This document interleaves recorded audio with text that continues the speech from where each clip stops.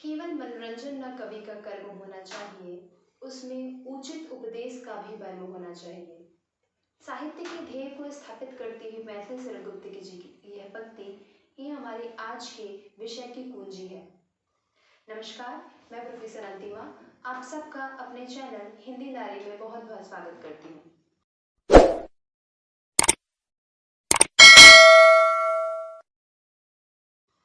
हमारे आज का विषय है साहित्य की प्रासंगिकता। हिंदी साहित्य या कोई भी साहित्य क्यों पढ़ा जाना चाहिए, उसका ध्येय क्या है, ये बहुत ही आवश्यक बिंदु है हिंदी साहित्य पढ़ने से पहले जान लेने के लिए। कहा जाता है कि साहित्यस्य भावः साहित्यम, जिसमें सबके हित की बात हो।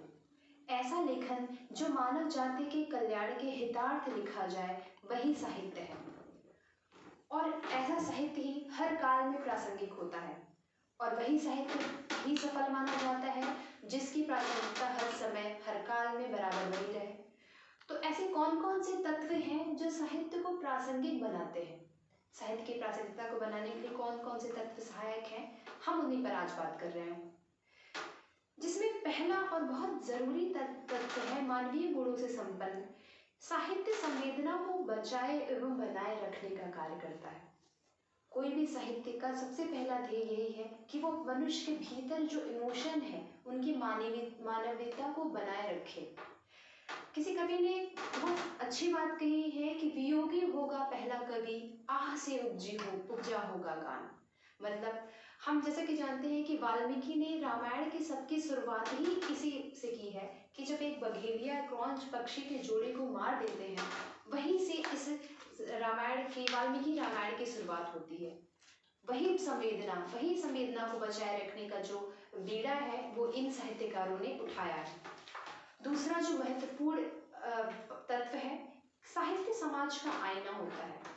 बहुत प्रसिद्ध वाक्य कि साहित्य समाज का दर्पण है। साहित्य में क्या चल रहा है वो निर्भर करता है कि समाज में क्या हो रहा है। समाज के जो अच्छे बुरे हर तरह के तत्व को दर्शाना साहित्य अपनी पूरी जिम्मेदारी समझता है और बहुत बेबाकी से रखा है।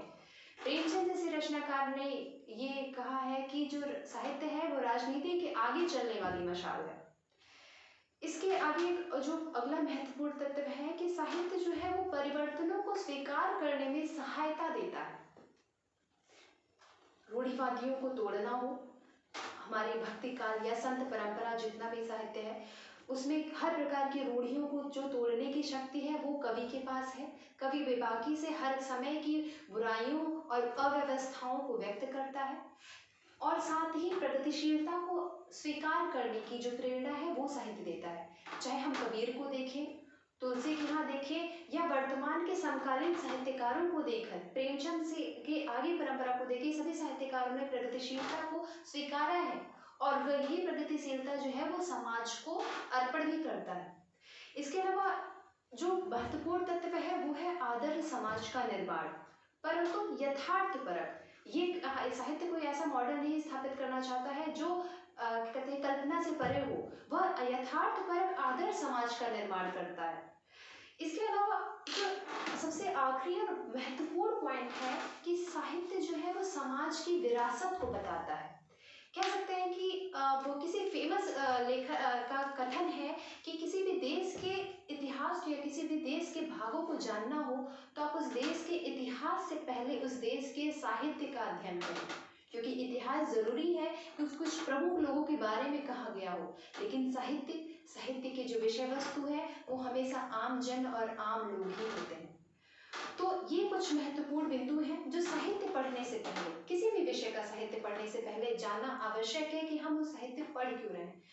तो आगे वीडियो बनाने से पहले और इस पे हम वृहद बात करने से पहले ये आवश्यक था कि हम इस पे बात कर लें कि साहित्य की प्रासंगिकता क्या होनी चाहिए। तो आज का हमारा वीडियो इसी पे संबंधित था। आप सब हम मुझसे इस प्रकार जुड़े रहें और आगे भी जुड़े रहें, इसके लिए बहुत बहुत धन्यवाद।